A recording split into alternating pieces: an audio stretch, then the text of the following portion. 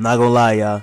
It been bad, it's still bad, and it's gonna continue to be bad because Dan O went on TV and criticized Lamar Jackson for not showing up to day one of off-season voluntary workouts, except he actually was there, like factually there, and they called Lamar Jackson in 4K actually being there. And that's when it hit me. This isn't just a bad take, this is part of a pattern. Because for some reason, when it comes to Lamar Jackson, the conversation is always different. If Josh Allen misses voluntary workouts, nobody cares, no headlines, no questions about leadership. But Lamar, it turns into a whole segment on national TV. And let's just call it what it is. Part of the double standard does come from the fact that Lamar Jackson is a black quarterback playing one of the most historically white-dominated positions in football.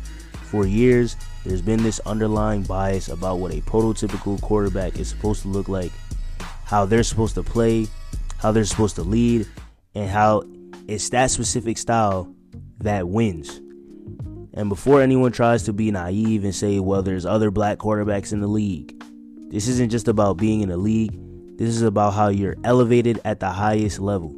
Because Lamar isn't just out there playing, he's playing at an elite level, MVP level, almost every season.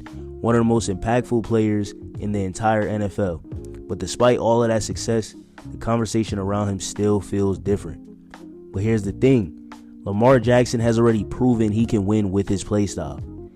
We've seen the MVP seasons. We've seen the dominance. We've seen him take over games in ways most quarterbacks simply can't. We've seen him go to the AFC Championship and only lose to the second greatest quarterback of all time. The only real thing left is doing it consistently in the playoffs. And that's fair criticism. But acting like his style can't win when he's already shown success at the highest level, that's where the narrative starts to fall apart. And the crazy part, he's overqualified at this point. We're talking about a 2-time MVP.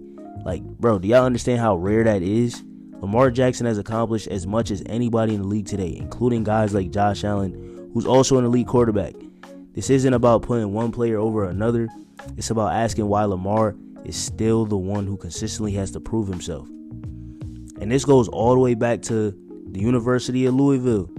Lamar Jackson wins the Heisman Trophy, but it wasn't just hype. Look at his 2016 season. He threw for over 3,500 yards, 30 passing touchdowns, and then ran for over 1.5K with 20 more touchdowns on the ground.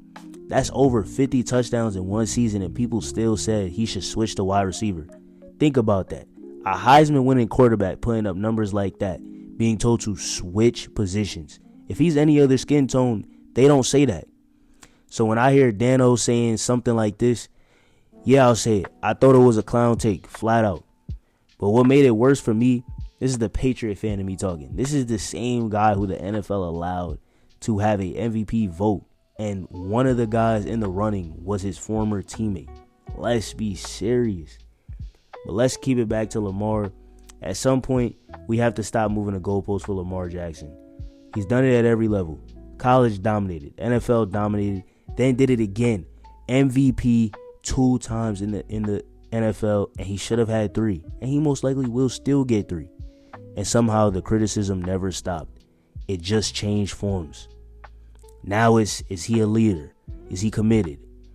Where is he at voluntary workouts? Even when he's literally there.